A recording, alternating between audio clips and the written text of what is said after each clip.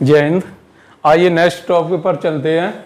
आपने पिछले वीडियो में पढ़ा कि 3 समीकरण दिए गए हैं, रैखिक समीकरण। 3 रैखिक समीकरण दिए गए हैं। उन रैखिक समीकरणों को आव्यूह विधि से किस प्रकार से सॉल्व करते हैं। तो जब उसे आव्यूह विधि से सॉल्व करते हैं तो दिए गए समीकरणों को ax बराबर b के रूप में लिखते हैं, जहां a बराबर एक्स वाई जेड के गुणांकों से बना हुआ आव्यूह तथा x बराबर एक्स वाई जेड, b बराबर जो भी राइट हैंड साइड में दिया हो। तो a बराबर प्राप्त करते हैं coefficient of X Y Z के गुणांकों से बना हुआ आव्यूह। जब a निकलता है, जबकि प्रश्न में हमें चाहिए a इनवर्स, x बराबर a इनवर्स b, तो a इनवर्स b चाहिए। तो a इनवर्स a की सहायता से a इनवर्स निकालने के लिए ये कंपलसरी है कि दिया गया मैट्रिक्स सिंगुलर मैट्रिक्स है या नॉन सिंगुलर मैट्रिक्स है, अव्युत्क्रमणीय आव्यूह है या फिर व्युत्क्रमणीय आव्यूह है। तो इसके लिए साड़िक a का मान निकाला। यदि साड़िक a का मान 0 आता है या 0 नहीं आता है, 0 न आने का मतलब चाहे वो ऋणात्मक हो चाहे वो पॉजिटिव हो, किसी भी तरीके से हो, कोई फर्क नहीं पड़ता, लेकिन 0 ना हो। यदि साड़िक a का मान 0 है तो दिया गया आव्यूह अव्युत्क्रमणीय आव्यूह होगा। जब अव्युत्क्रमणीय आव्यूह होगा, नीचे लिख सकते हो a इनवर्स निकालना संभव नहीं है। जब a इनवर्स निकालना संभव नहीं है तो ऐसे समीकरणों को आव्यूह विधि से हल नहीं किया जा सकता। ठीक, अब डिटरमिनेंट a का मान 0 के बराबर नहीं आया, चाहे वो ऋणात्मक आया या धनात्मक आया, लेकिन 0 नहीं आया, तब दिया गया आव्यूह व्युत्क्रमणीय आव्यूह है। अब जब व्युत्क्रमणीय आव्यूह होगा तो उसका a इनवर्स निकालते हैं।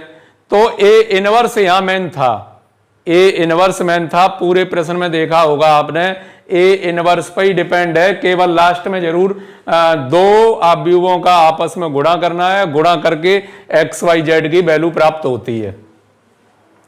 अब यही समीकरण आगे बढ़ेंगे क्रैमर रूल से किस तरीके से हल करते हैं।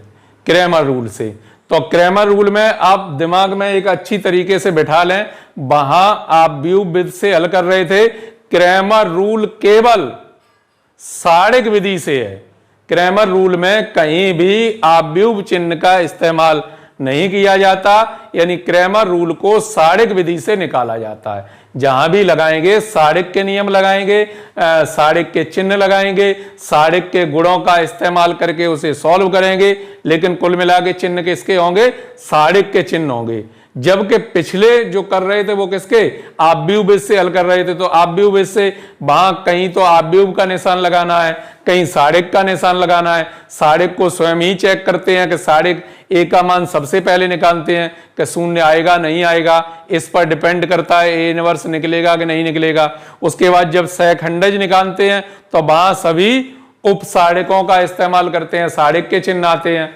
इसके बाद जब लास्ट में लिखते हैं तो क्या आव्यूह के रूप में लिखते हैं। सी जो है वो क्या है? सहखंडज से बना हुआ आव्यूह। जब आव्यूह बनाया उसके बाद एडजॉइंट a निकाला तब भी आव्यूह का चिन्ह लगाते हैं। a इनवर्स b लिखेंगे तब भी आव्यूह के चिन्ह लगाते हैं। फिर उन्हें रो बाई कॉलम में गुणा करके आपस में हल करते हैं। यहां कहीं भी आव्यूह चिन्ह का इस्तेमाल नहीं होगा। क्रैमर जो रूल है, क्रैमर नियम है, वो साड़िक पर आधारित है। तो जब 3 समीकरण दिए हुए हैं आव्यूह विधि में, केवल आप उसका सॉल्यूशन तलाशते हैं, मिलेगा या नहीं मिलेगा, लेकिन उनकी प्रकृति के बारे में नहीं जानते। उनकी प्रकृति के बारे में नहीं जानते। उनकी प्रकृति को पहचानना प्लस क्रैमर रूल से एक्स वाई जेड के मानों को निकालना। तो मानों को निकालना, प्रकृति को पहचानना कक्षा 10 में आपने पढ़ा होगा। जब 2 घात समीकरण कोई दिया जाता है या युगपत समीकरण पर आ जाइए, जब 2 चर राशियों के युगपत समीकरण दिए जाते हैं, x + 2y बराबर 5, 2x - y बराबर 3, इन्हें आपस में हल करते हैं।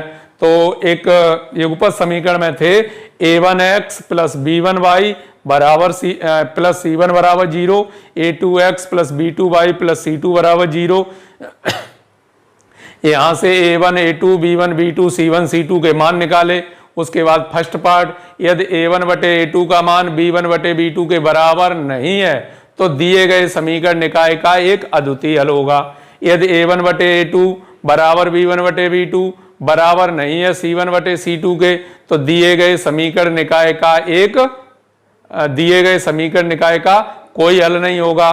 और यदि a1 बटे a2 बराबर b1 बटे b2 बराबर c1 बटे c2 यदि इस प्रकार से लिखा है तो दिए गए समीकरण के अनेक अनंत हल होंगे। इस प्रकार से था पीछे जब दो चर राशियों के बीच समीकरण दिए गए थे तब। यहां दो चर राशियां हो या तीन चर राशियां हो, इसे हम सीखेंगे कि क्रैमर रूल से इनकी प्रकृति के बारे में कैसे जानते हैं, किस प्रकार से इन्हें ज्ञात करते हैं। तो जो कक्षा 10 में युगपत समीकरण थे या फिर रैखिक समीकरण थे, दो चर राशियों के रूप में रैखिक समीकरण, तो वहां दो चर राशियों के आप नियम जानते हैं, तीन आ जाती हैं, तीन का नियम नहीं जानते।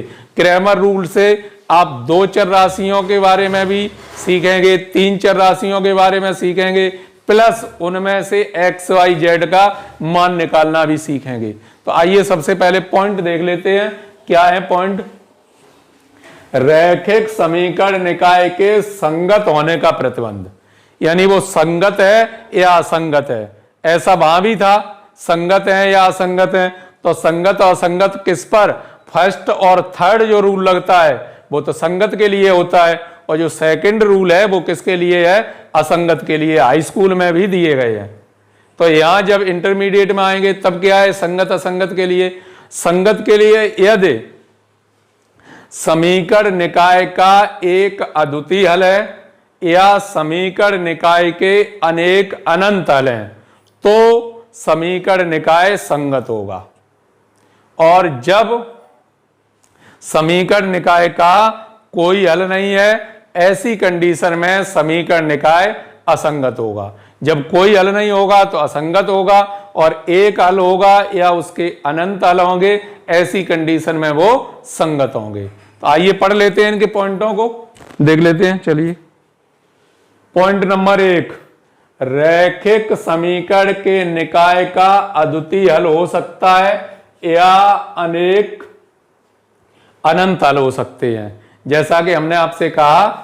और यह भी संभावना है कि उसका कोई हल न हो, यानी तीन कंडीशनें आ सकती हैं।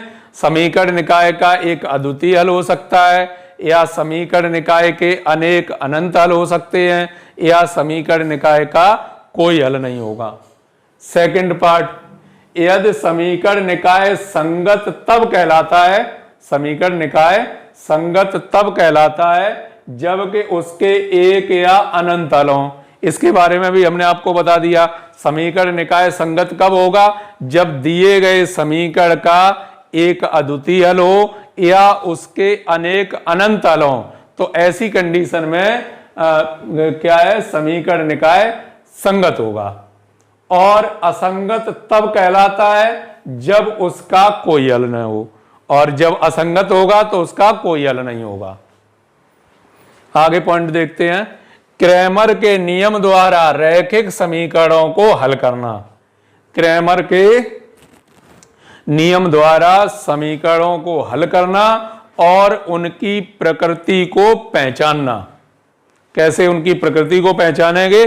प्रकृति के बारे में मतलब वो कैसा व्यवहार करेंगे, उसका एक अद्वितीय हल होगा या उसका कोई हल नहीं होगा, उसके अनेक अनंत हल होंगे। एक तो ये जानेंगे, और दूसरा टॉपिक उसे हल करने की विधि भी सीखेंगे। तो क्या दिया है? पॉइंट नंबर 1 दिया गया है, दिए हुए रैखिक समीकरण के गुणांकों से सारिक बनाते हैं। जो तीन समीकरण दिए गए हैं, जैसा आप पिछले जो टॉपिक था आव्यूह से मैट्रिक्स रूल से जो हल किए थे समीकरण, वहां भी एक्स वाई जेड के गुणांकों से बना हुआ एक आव्यूह तैयार करते थे। यहां एक्स वाई जेड के गुणांकों से बना हुआ एक सारिक तैयार करते हैं। सारिक, जब सारिक तैयार करते हैं और उसे डी से निरूपित करते हैं, तो पॉइंट नंबर 1 में दिया गया है, दिए हुए रैखिक समीकरण के गुणांकों से सारिक बनाते हैं, और जो सारिक बनाते हैं इसे dx से प्रदर्शित, वो d से प्रदर्शित करते हैं, d से प्रदर्शित करते हैं। आप इस बॉक्स के अंतर्गत देख सकते हो, ऐसा करना है। समीकरण दिया है x plus 4y minus 2z बराबर 3, 3x plus Y plus 5z बराबर 7, 2x plus 3y plus z बराबर 5। तो यहां पर d जो है वो d क्या है, x y z के गुणांकों से बना हुआ अवयव। तो यहां गुणांक कुछ नहीं है तो क्या होगा, 1 होगा। यहां 1 4 ऋण 2, 3 1 5, 2 3 और 1, यानी x y z के गुणांकों से बना हुआ सारिक, और उसे d से निरूपित करते हैं।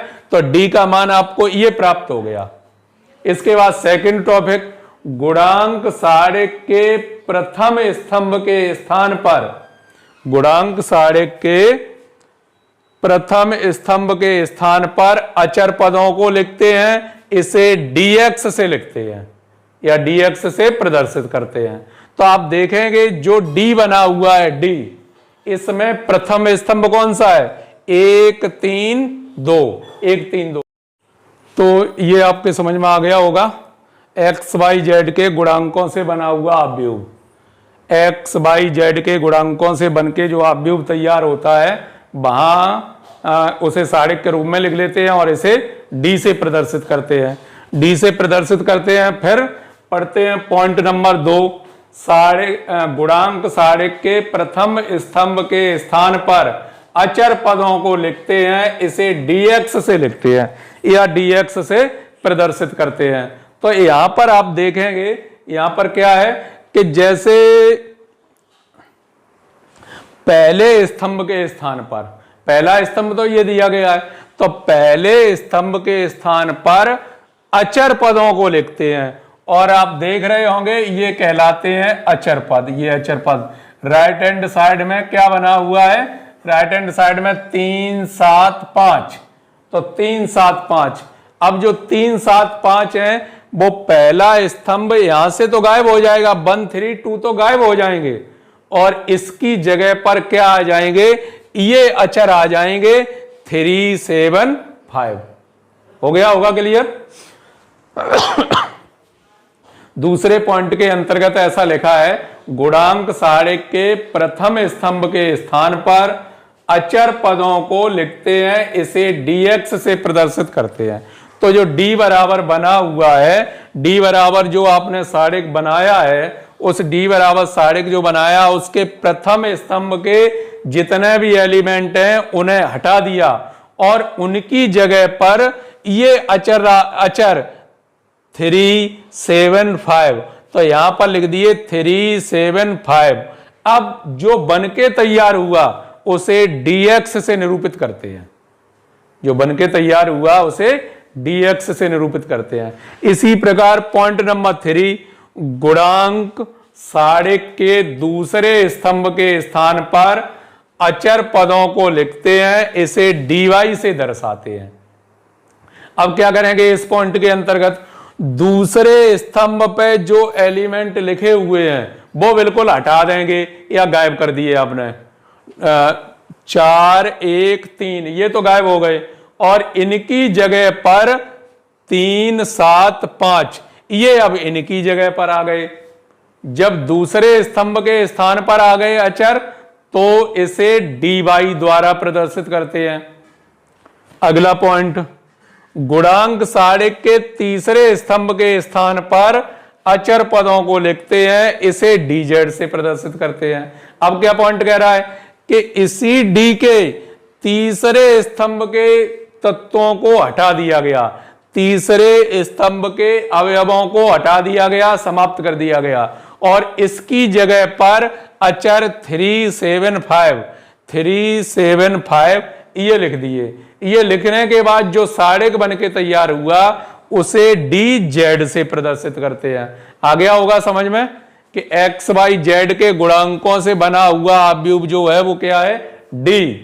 अगर पहले स्तंभ के स्थान पर अचर पद लिख दें, अचर मतलब 3 7 5, ये लिख दें तो ये dx का मान है, दूसरे स्तंभ के स्थान पर लिख दें तो ये dy का मान है, तीसरे स्तंभ के स्थान पर लिख दें तो ये dz का मान है। अगला पॉइंट, प्राप्त सारणिक d dx dy तथा dz का मान प्राप्त करते हैं। अब आगे देखेंगे, इस तरीके से आपने 4 मान प्राप्त किए, d dx dy और dz, 4 मान प्राप्त कर लिए। चारों ही मान सारणिक द्वारा दर्शाए गए हैं, सारणिक द्वारा दर्शाए जाएंगे।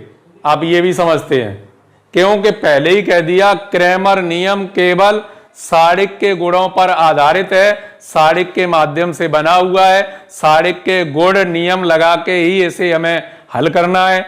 तो प्राप्त सारणिक d dx dy तथा dz का मान प्राप्त करते हैं यदि d बराबर 0 नहीं है। यदि d का मान निकाला, d बराबर 0 नहीं है, तब समीकरण का एक ही हल होगा। ऐसी स्थिति में समीकरण का एक हल निकलेगा। एक हल का मतलब ये नहीं है कि x बराबर 1 आ गया बस हो गया, मतलब x y z मान तो तीनों आएंगे। x का भी मान आएगा, y का भी मान आएगा, लेकिन z का भी मान आएगा, तीनों मान आएंगे, लेकिन तीनों ही मान यूनिक होंगे, यूनिक होंगे। ये नहीं है x का मान 1 आ गया, अब हम किसी दूसरे मेथड से हल कर रहे हैं, x का मान 2 आ गया, ऐसा नहीं होगा। चाहे आप उसे आव्यूह विधि से हल कीजिए, चाहे उसे सारणिक विधि से हल कीजिए और क्रैमर रूल से हल कीजिए, चाहे बिल्कुल साधारण तरीके से हल कीजिए, यहां x y z के मान यूनिक मिलेंगे, x y z के मान। और वो x y z के मान ज्ञात करने के लिए आपके पास मेथड होगा x बराबर dx बटे d, dx निकाला d का भाग दीजिए, dy निकाला d का भाग दीजिए, dz निकाला d का भाग दीजिए। तो इस प्रकार से आपको x y z के मान प्राप्त हो जाएंगे। ये x y z के तीनों ही मान यूनिक होंगे। पॉइंट नंबर अगला, यदि d का मान 0 है, अब बाई चांस आपने d का मान निकाला और 0 आया, यदि d का मान 0 है तथा dx dy dz में कम से कम एक मान 0 है, dx dy dz निकाला, उनमें से भी कोई एक 0 आ गया, कम से कम एक, अधिक से अधिक 2 भी हो सकते हैं और 3 भी हो सकते हैं। dx dy dz हो सकता सब 0 हो जाए, d भी 0, dx भी 0, dy भी 0, dz भी 0, सभी 0 हो जाए, लेकिन कम से कम एक 0 होना जरूरी, मतलब d तो है ही, उन 3 में से कोई एक 0 होना आवश्यक है। कम से कम एक मान 0 है, तब समीकरण निकाय असंगत होगा। असंगत की पहचान आपको कंफर्म करनी होगी, यानी d बराबर 0 आने से ही असंगत नहीं होगा। d बराबर 0 आ गया, उसके बाद भी प्रोसेस को आगे बढ़ाइए, dx dy dz मान निकालिए। आपने dx का मान निकाला, 0 नहीं आया, dy का मान निकाला, 0 नहीं आया, dz का मान निकाला, 0 आ गया। अब आप कह सकते हैं ये असंगत है। या d का मान 0 आने के बाद dx का मान निकाला और 0 आ गया, ऐसी स्थिति में आप dy और dz निकालना छोड़ सकते हैं, कोई निकालने की आवश्यकता नहीं है, क्योंकि वो पहले ही कंफर्म हो चुका है कि वो क्या है, एक असंगत है। लास्ट क्या है, ऐसी कंडीशन में तब समीकरण निकाय का कोई हल नहीं होगा, ये भी जानते हैं कोई हल नहीं होगा। यदि d बराबर 0 हो तथा dx dy dz सभी 0 हो, तीनों 0 आ गए, तीनों 0 आ गए, तब समीकरण निकायों के अनेक अनंत हल भी हो सकते हैं, अनेक अनंत हल भी हो सकते हैं, या कोई हल ना हो, ऐसा भी हो सकता है कि कोई हल ना हो। अभी आपने कोई हल ना हो इसकी परिभाषा पढ़ी थी कि d का मान 0 है और कम से कम dx dy dz में कम से कम एक 0 है, हो सकता है तीनों 0 हो जाए, तब भी क्या होगा, कोई हल नहीं हो सकता है और अनेक अनंत हल होंगे। तो जब अनेक अनंत हल होंगे, ऐसी स्थिति में वो संगत बनता है और जब कोई हल नहीं होगा ऐसी स्थिति में क्या होगा, असंगत होगा।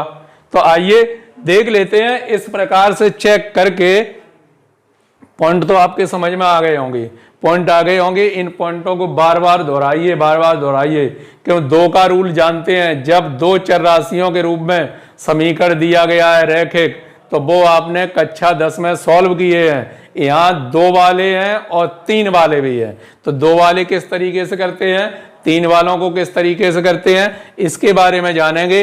तो आइए इसके माध्यम से थोड़ा आगे बढ़ के हम चेक करते हैं कि इतना मिटा देते हैं। अब इन पॉइंटों के बारे में तो आपको समझ में आ ही गया होगा, आइए चेक कर लेते हैं।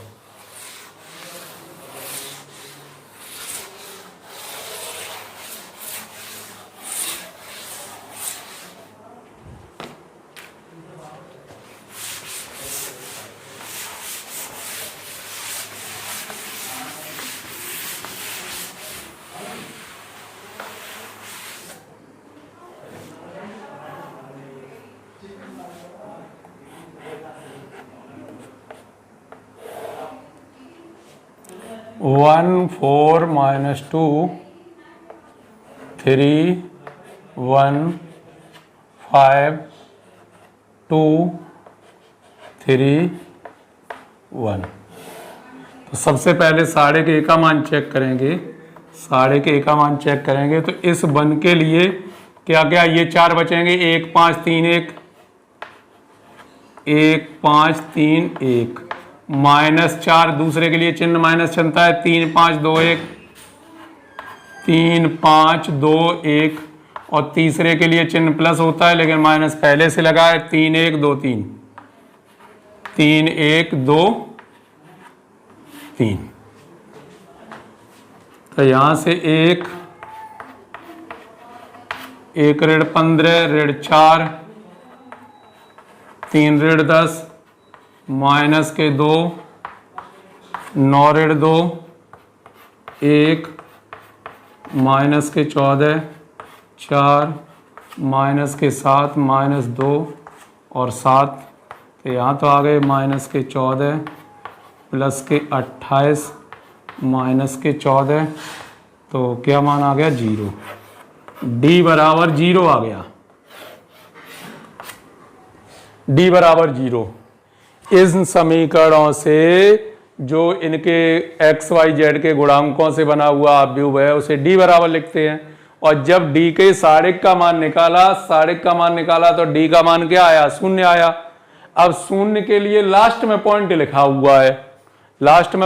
हुआ है, यदि डी बराबर 0 है तथा मान निकाल लेते हैं डी एक्स का,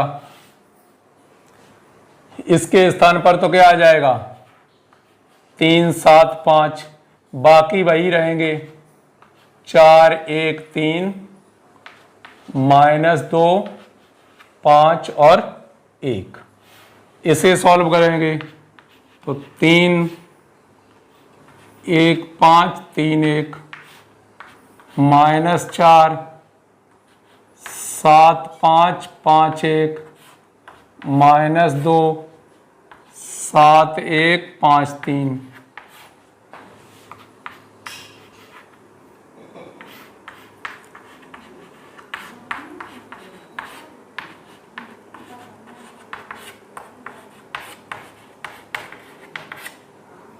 कितना आया, 3, अंदर बचा माइनस के 14 -4 माइनस के 18 -2 प्लस के 16।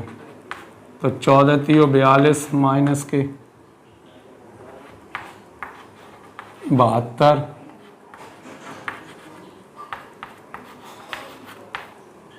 2 2 4 4 और 3।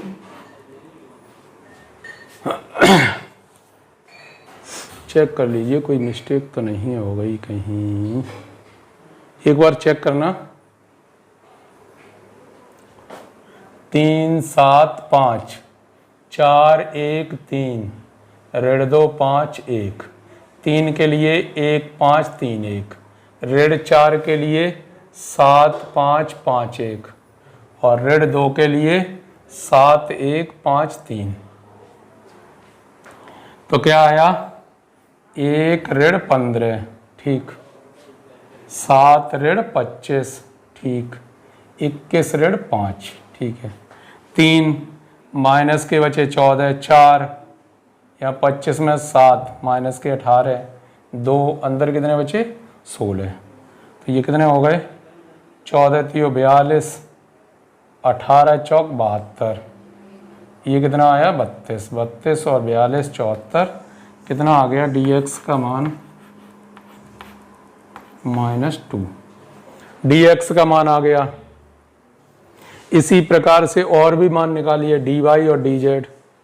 चलिए dy निकाल रहे हैं, यहाँ पर सॉर्ट कर देंगे 1 3 2 3 7 5 -2 5 1, तो इसके लिए सॉल्व करेंगे तो 1 के लिए क्या आएगा 7 - 25, -3 के लिए क्या आएगा 3 - 10 और -2 के लिए क्या आएगा 15 - 14, 1 माइनस के 18, -3 माइनस के 7 और -2 1, तो कितना आया -18 प्लस के 21 माइनस के 2, तो इसके माध्यम से कितना आ गया 1 आ गया इसका मान। ऐसे ही dz का और मान निकालिए, dz का तो 1 3 2 4 1 3 3 7 और 5, इस तरीके से इसका निकालेंगे तो 1 5 ऋण 21 माइनस के 4 15 ऋण 14 प्लस के 3 9 ऋण 2, तो यहाँ 1 माइनस के कितने आएंगे 16 माइनस के 4 कितना आएगा 1 3 कितने आएंगे 7, तो ये कितने हो गए -16 हो गए, माइनस के 4 हो गए प्लस के 21, तो कितना आया यहाँ से मान निकल के आया 1। dx dy dz इनका आपने मान निकाला, एक मिनट,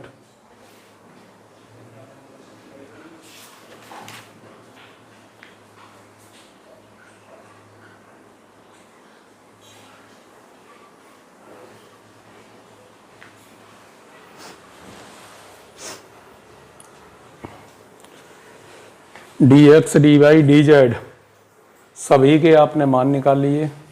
मान निकालने के बाद d का जो मान मिला है, d का मान कैसा मिला है 0।